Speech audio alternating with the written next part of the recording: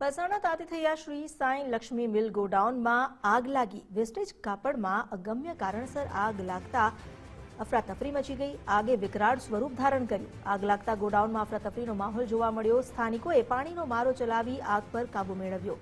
બારડોલી, કામરેજ, પીપીઈએલ સહિત 5 ફાયરની ટીમ પણ ઘટના સ્થળે પહોંચી। ગોડાઉનમાં રાખેલ તમામ વેસ્ટેજ કાપડ બળીને ખાખ થઈ ગયું। આગ બાજુની બિલ્ડિંગ સુધી ફેલાતા જીવને પણ જોખમ સર્જાયું। 1 કલાકથી વધુની જહેમત બાદ આગ કાબૂમાં આવી।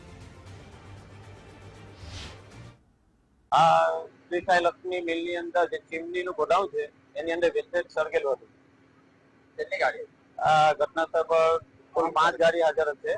એ 2 પીએપીએલ, 2 ઈઆરટી, કામરેજ ફાયર સ્ટેશન અને બારડોલી। વેસ્ટેજ ગોડાઉન છે એની સાથે બીજું અન્ય કોઈ વસ્તુ?